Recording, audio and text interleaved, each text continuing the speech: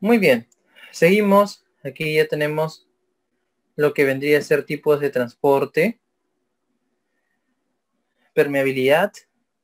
Tenemos en la célula una permeabilidad selectiva, ¿no? Es importante tener en consideración cómo se van a mover, ya sea por poros, canales o carriers. Tenemos por poros, ¿ya? Tenemos lo que vendría a ser, por ejemplo, las acuaporinas. Ahí tenemos diversos tipos de acuaporina que, como saben, su función es mover las moléculas del agua, ¿no? Y, por ejemplo, tenemos una aplicación clínica con el Staphylococcus aureus, que nosotros sabemos que esta bacteria puede ser letal si produce una toxina que es la alfa-hemolicina, y esta va a generar que los glóbulos rojos mueran y puede repercutir en lo que vendría a ser una anemia hemolítica, ¿no? Entonces, ese sería ahí la toxina, ¿no? La toxina tardia, la alfa-hemolicina. Aquí podemos ver cómo el cuadro clínico empieza a presentarse con daños o situaciones dérmicas, porque recuerden que el Staphylococcus aureus es una bacteria que se encuentra en la piel. Es un gran positivo. Ahí tenemos a las acoporinas, que están basados su clasificación en características funcionales. Este es un concepto teórico, pero muy importante, porque estas son las que más estudiamos, ¿no? Las que son permeables exclusivamente al agua y las que son permeables al agua y solutos pequeños como la urea y el glicerol, que en alguna literatura lo denominan como aquaglicerol porinas, ¿no? Ahí tenemos de la 1 hasta la 5 sin contar la 3 y de la 3 hasta la 10. Entonces recuérdenlos sin contar obviamente la 6 y el 8 en las aquaglicerol porinas. Existe un grupo pequeño que es la formación de acuaporinas cuya función todavía permanece desconocida. Ahí les he compartido este cuadro que me parece interesante porque están cada una de las acuaporinas, como les estoy mencionando. Si ustedes se dan cuenta, habíamos visto que el 3 era la excepción, ¿no? Y aquí está. Porque esto es permeable al glicerol. Las otras no.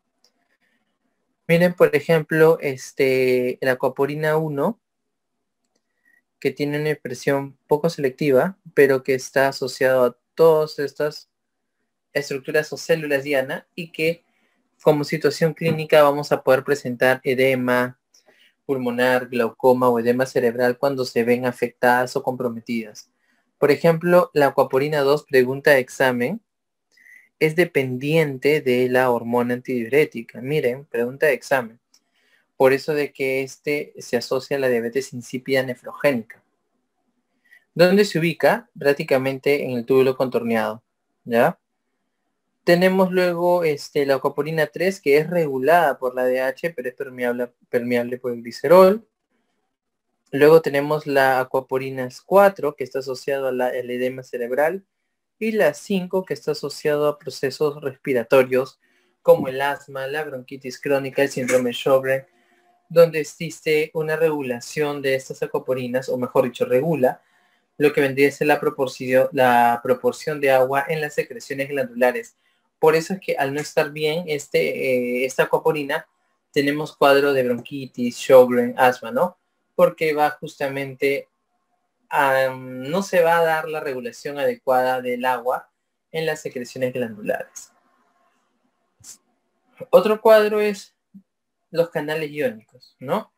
Por ejemplo, tenemos un casito de una mujer de 60 años que se encuentra en el interior de su domicilio, tumbada en la cama. Cuentan los vecinos que se ha muerto su marido y estaba muy deprimida. ¿Alguien me puede decir qué está sospechando aquí? ¿Alguna idea? Vamos a cambiar de color del lapicero porque no se ve bien. No se nota. A ver. ¿Alguna idea aquí? ¿Qué es lo que está pasando? ¿Qué es lo que sospecharía?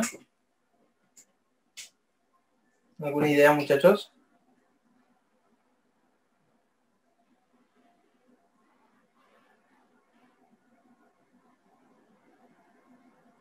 Bueno, aquí, si estamos viendo el antecedente, que es una señora de la tercera edad que se encuentra en el interior de su domicilio prácticamente inconsciente, dice, ¿no? Cuentan los vecinos que hace más o menos, bueno, me imagino un tiempo, ¿no? No, de repente no tan corto, no lo especifica, pero sí es un dato de importancia.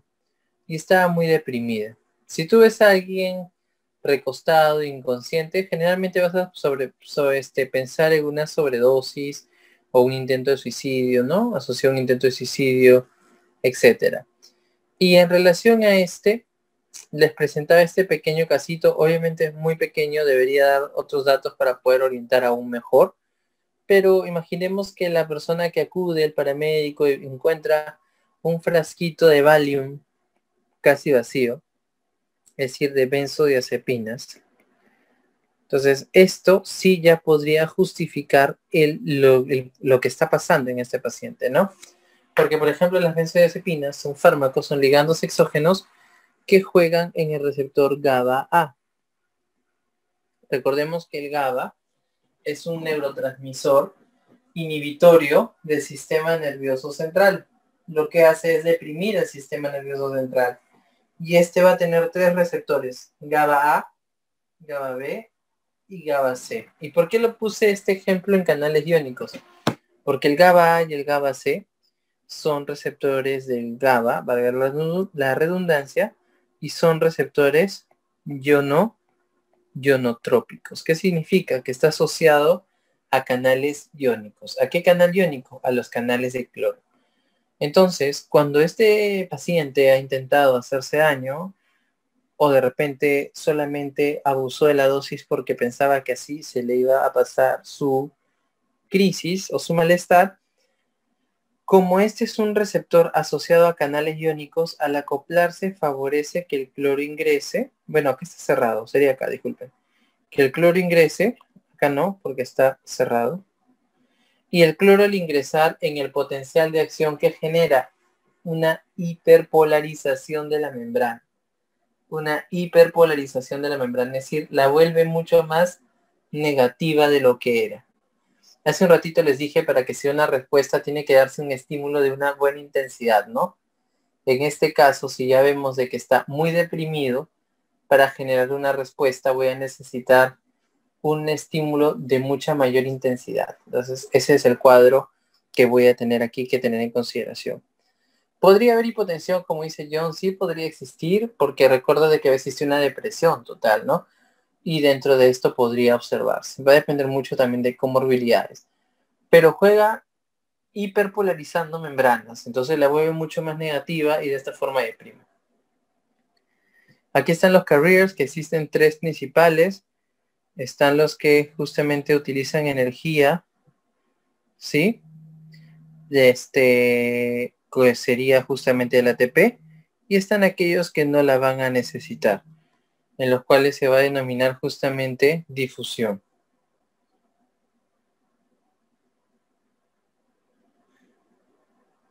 La difusión puede ser simple o puede ser facilitada. La difusión simple va a ser aquella que va a ser a través de moléculas que atraviesen la capa fosfolipídica. Y la facilitada, muchas veces, con transportadores o mediadores que favorecen mediante gradientes que puedan atravesar. Del transporte activo tenemos el activo primario y el secundario. Recuerden aquí que el activo primario, la forma de reconocerlo es porque son dependientes de ATP. Es decir, todos los transportadores activos primarios son ATPasa. Estamos hablando aquí de, por ejemplo, la bomba de sodio potasio ATPasa, el hidrógeno potasio ATPasa, el calcio ATPasa. Son aquellos que requieren de su propia energía. En cambio, los secundarios, activos secundarios, son transportadores que justamente van a utilizar la energía de otro. Tenemos 2 tipos acá. El simporte y tenemos el antiporte, ¿no? El simporte, que es justamente a favor de la gradiente, y el antiporte o contratransporte, que va en contra de la gradiente. El primero, llamado simporte o cotransporte, es el que va a favor de la gradiente, por si acaso. Ahí están las definiciones. Transporte pasivo, tenemos difusión simple de solutos, movimiento de solutos que desde la zona de mayor concentración a la de menor concentración se va a dar gracias a una gradiente de concentración o gradiente química.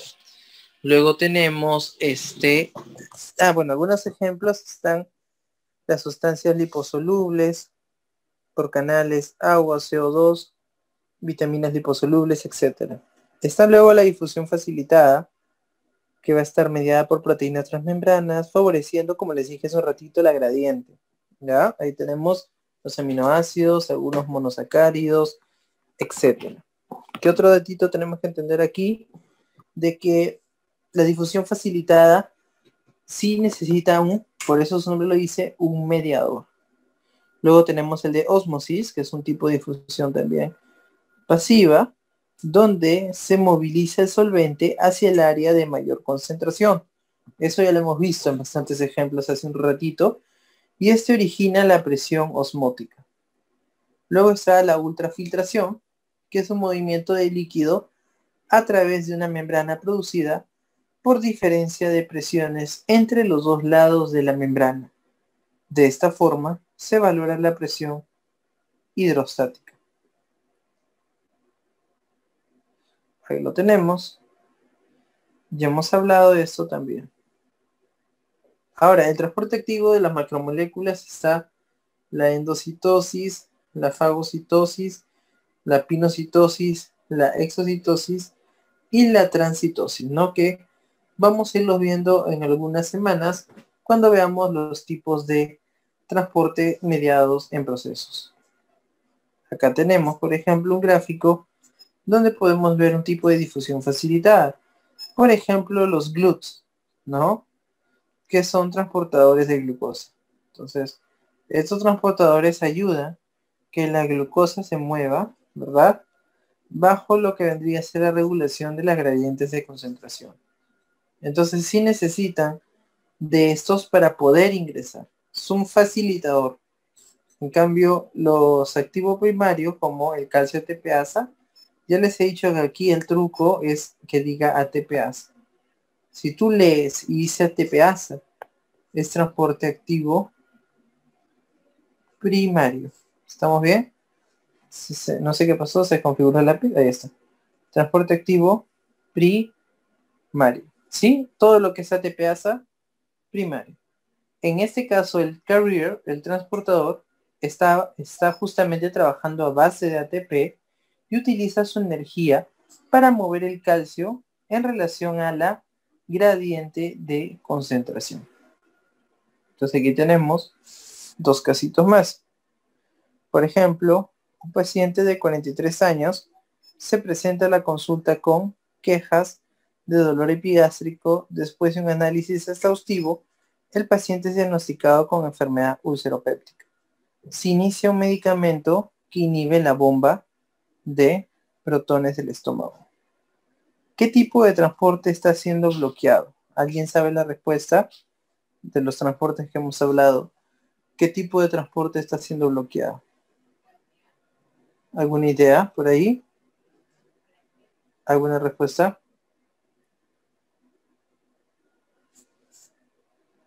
La bomba de sodio-potasio. No, María Fe, no es la de sodio-potasio, pero sí es la bomba de hidrógeno-potasio TPasa. La bomba de protones, amigos, es la bomba de hidrógeno, potasio, ATPasa. ¿Estamos bien? Hidrógeno, potasio, ATPasa. Es un tipo de transporte activo primario que necesita la energía del mismo para generar una respuesta. ¿Estamos bien? Ahora, si no sabías qué era la bomba de protones es un poquito complicado, pero al comienzo de la clase, por eso todos los ejemplos que se les está dando, estimados amigos, todos los estoy mencionando para que pueda ser mucho más sencillo, ¿no? ¿Estamos bien? De reconocer y recordar. En la célula parietal, lo vamos a ver más adelante, existe justamente un transportador, ¿no? Que sería el de la misma bomba, que se encuentra en la cara luminal, que al final lo que va a favorecer, ¿qué cosa es? De que se secrete mayor cantidad de ácido clorhídrico. Entonces, eso es muy importante, porque si tú ya lo tienes claro, vas a poder asociar esa información. Recuerda, activo primario. Luego vamos a ver lo voy a dibujar aquí nada más rapidito. Esta es la cara vasolateral. Esta es la cara luminal. Y aquí está la bomba de hidrógeno, potasio, TPasa. Sale el hidrógeno, ingresa potasio. Y aquí están los canales de cloro. Y es ahí donde se forma el ácido clorhídrico. Entonces, es un facilitador. El omeprazol, ¿saben qué hace? Su target es la bomba. Viene aquí y lo bloquea. Omeprazol. Bloquea la bomba. Entonces, ¿qué tipo de transporte se está bloqueando? Transporte activo primario. ¿Entendieron, muchachos? Siguiente casito. Paciente de 60 años que ingresa a hospital por presentar insuficiencia cardíaca congestiva. Se le prescribe un glucósido cardíaco cardiotónico denominado digoxina. Quien tiene conocimiento, la digoxina es un digitálico, es un cardiotónico, ayuda a mejorar la fuerza de contracción, ayuda a mejorar el inotropismo del corazón y lo hace jugando en la bomba de sodio, potasio, TPasa. Entonces, su target aquí es la bomba de sodio, potasio, ATPasa. ¿Estamos bien? ¿Sí? La bomba de sodio, potasio, TPasa. Teniendo esto en consideración, a este digitálico, ¿qué es lo que va a suceder? La digoxina bloquea la bomba, repercutiendo sobre los niveles de calcio, que van a incrementar ligeramente. Y de esa forma favorece de que se pueda dar una mejor contracción. Entonces, ¿qué tipo de transporte está bloqueando la digoxina? ¿Qué tipo de transporte, amigos?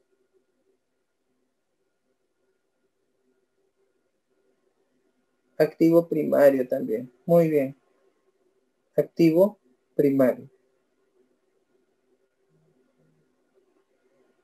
Muy bien. Dicho esto, quedó claro. ¿Está?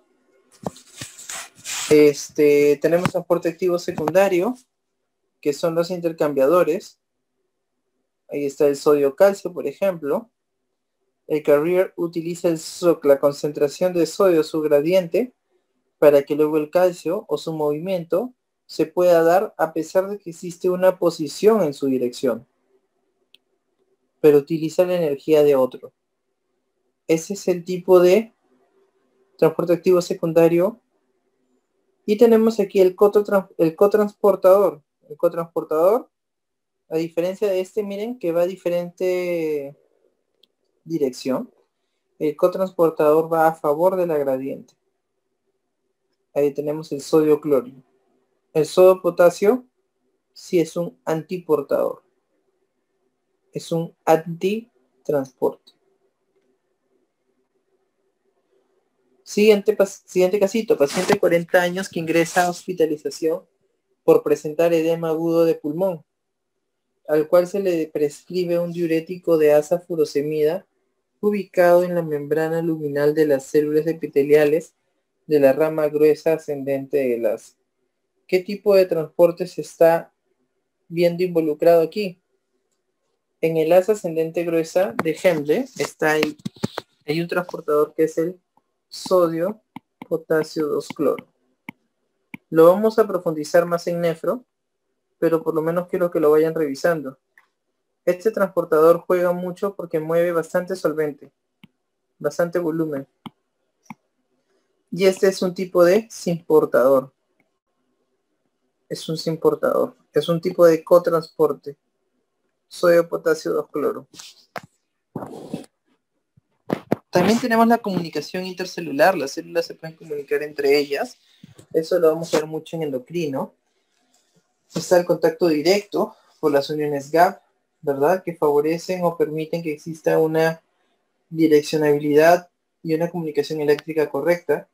Está la hormonal, que es a través de la sangre. Recuerden que las hormonas se distribuyen a partir de lo que vendría a ser el torrente sanguíneo, y estos van a poder llegar hacia una célula target que va a tener su receptor.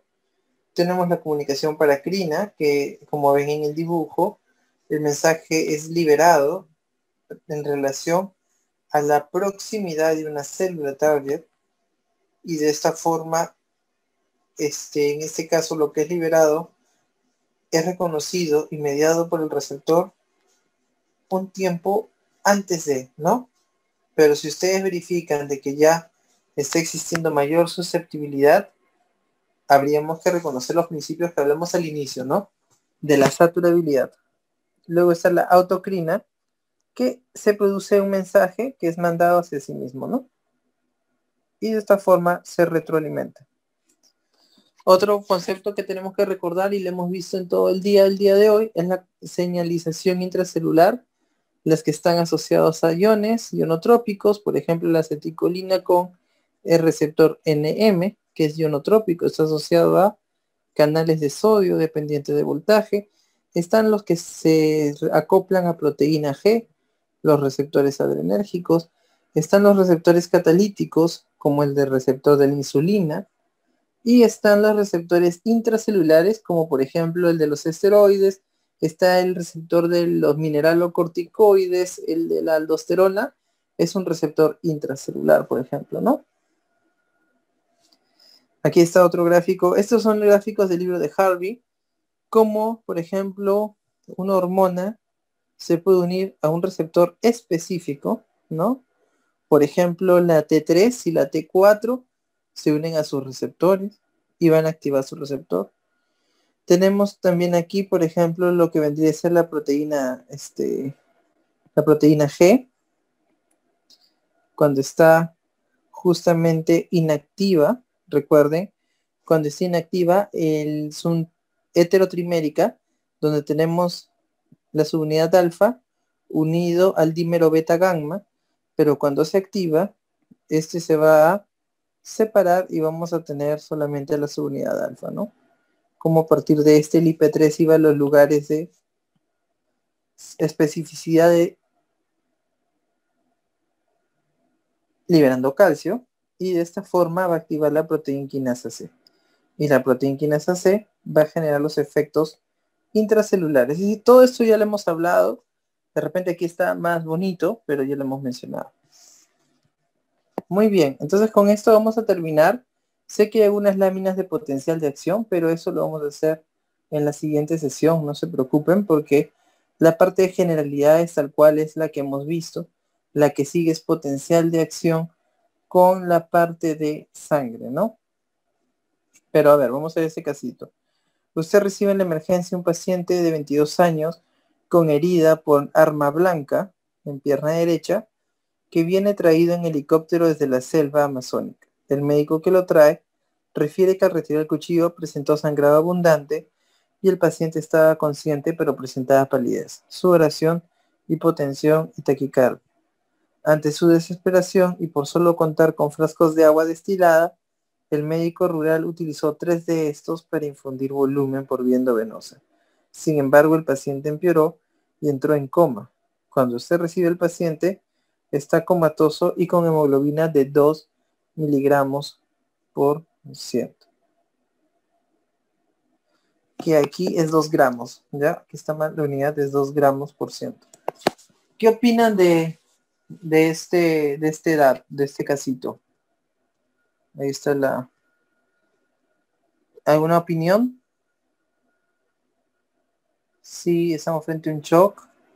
Pero ¿qué ha pasado? Es decir, de por sí el paciente había sufrido un accidente y bueno, a veces hay que ver bien, ¿no? Si vas a poder retirar en sí el elemento, o en este caso el cuchillo, el punzocortante, porque de hecho que al retirarlo ha generado mucho mayor daño, ¿no? No digo que se lo vas a dejar ahí, pero de repente eso sí va a ser necesario que lo hagas en un lugar adecuado, un centro o un hospital, ¿no? para poder valorar justamente esto. Ese es el primer gran error, no considerar la parte anatómica y repercutir, ¿no?, en lo que vendría a ser la integridad. Y el segundo error es el agua destilada. No dice, ante su desesperación y por solo contar con agua destilada, el médico rural utilizó 3 de estos frascos para infundir. ¿Qué opinan de eso? Muy bien, María. Excelente, ¿eh? Juan Erickson, se utiliza suero, claro. ¿Por qué se utiliza, Juan, tú que has respondido al suero fisiológico? Cuéntame. Mientras vamos leyendo los demás comentarios.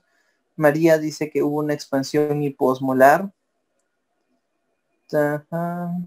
Ya, muy bien, María Fe. Ella lo ha enfocado desde una perspectiva de la coagulación. Muy bien, me parece que está muy bien sus enfoques. Nosotros tenemos aquí lo que sería justamente una variable que es el mismo trauma y que obviamente se manejó de manera de repente rápida al momento de retirar el cuchillo, pero los datos que te dan como hipotensión, taquicardia, sudoración, son propios de la pérdida de volumen. Es decir, sí o sí estamos en un escenario de contracción. Creo que eso a ninguno de nosotros nos genera dudas. Pero luego de que sucede el proceso de desesperación y solo cuenta con agua destilada, el médico rural utilizó 3 de estos frascos. Craso error, error número 2, porque no es, en primer lugar, no se utiliza por su osmolaridad, es hiposmolar. Nosotros tenemos que utilizar un medicamento o una solución, en este caso, que sea isosmolar. ¿Por qué? La osmolaridad, al ser tan baja del agua destilada, lo que ha generado es que, ¿se acuerdan? Aquí es el dibujo, se expanda, pues es una expansión. Pero ¿qué ha pasado? Como hay mayor cantidad de solvente, el solvente ha ido acá y he empezado a alisarlo. ¿Por qué tiene una hemoglobina de 2? Porque está alisando todos los glóbulos rojos. Estamos frente a una anemia hemolítica en consecuencia a este error que se ha podido generar, negligencia, por no tener en consideración un principio que Juan ha mencionado, que es la de la osmolaridad en el suero fisiológico, porque el suero fisiológico es isosmolar. Y ante una pérdida de esta naturaleza, tú tienes que reponer en relación a la proporción de lo que estás perdiendo, ¿no? Donde la relación de soluto y solvente debería ser la misma. Por eso tú puedes utilizar el suero fisiológico a chorro sin ningún problema. ¿Y por qué? Porque esa parte experimental no la vamos a repasar, pero les invito a que lo vean porque esto es más laboratorial. Cuando el cloruro de sodio tú calculas la osmolaridad, es justamente ISO, es de 307.10. Significa que es realmente isosmolar. Porque recuerden que si bien es cierto, yo les dije que es de 280 a 300, siempre hay un más menos que está asociado acá. Y en este caso no es la excepción. Tenemos justamente que está dentro de los parámetros de normalidad. Entonces tú tienes una pérdida, repones con esto y no va a tener que existir ningún compromiso del intra. No va a existir ningún compromiso. Y en este caso no se dio, por eso que el paciente empeoró y obviamente puede llevarlo hasta la muerte. Les invito a que lo analicen desde un punto de vista de cascadas. Igual cuando tengamos la discusión de casos clínicos, estimados amigos, lo vamos a ver. Porque obviamente en esta parte es un poquito más teórica, pero siempre me gusta presentarle casos para que vean cuál es la aplicación en la vida real de todo esto. Quiero que por el chat, vamos a dejar una tarea por el chat, me calculen la osmolaridad del cloruro de sodio y me digan a qué concentración se denomina suero fisiológico y que me calculen la osmolaridad de la dextrosa 5, tipo así trivia, y por el chat de Telegram a ver me lo escriben para ver y corregírselos y les mando el desarrollo en una hojita por foto, ¿ya? Bueno amigos, la próxima semana vamos a continuar con esta partecita que son unas poquitas láminas de potencial y continuar con hemato, pero siempre en la primera parte me gusta que quede claro esos conceptos y de repente si hay alguna duda también la pueda ir desarrollando por el chat con mucha confianza. Así que chicos, tenemos que ir terminando porque hay otra sesión. Si hay alguna duda, con toda la confianza del mundo, me la hacen saber por el grupo de Telegram que tenemos. Los que no están de repente en el grupo, ya las personas del área de soporte que son muy amables están verificándolo para que puedan resolverlo. No olviden de que el examen se va a actualizar supuestamente en este transcurso. Yo voy a verificarlo ahorita. Y cualquier cosita estamos en comunicación. Les doy la bienvenida nuevamente. Espero que haya sido de su agrado la clase. Hay cositas que de repente estoy pasándolas un poquito más rápida para profundizar en conceptos de aplicación, pero si tienen dudas, léanlo y lo podemos resolver, pero les puedo sugerir qué cosas revisar para profundizar aún más sus conceptos. El día miércoles la clase no es de fisio. Como les digo, fisiología recién toca hasta de acá una semana, ¿sí? Ahorita no tengo a la mano todo el horario, pero voy a coordinar para que se lo puedan pasar, no se preocupen. ¿Ya, chicos? Bueno, como vuelvo a repetir, las últimas láminas de esta presentación es con lo que empezaríamos la próxima clase conmigo, porque fisiología las primeras clases son conmigo, así que no se preocupen, ¿ya? Estamos en comunicación, que tengan buena tarde, un gusto haberlos conocido, ya nos estamos viendo. Chao, cuídense.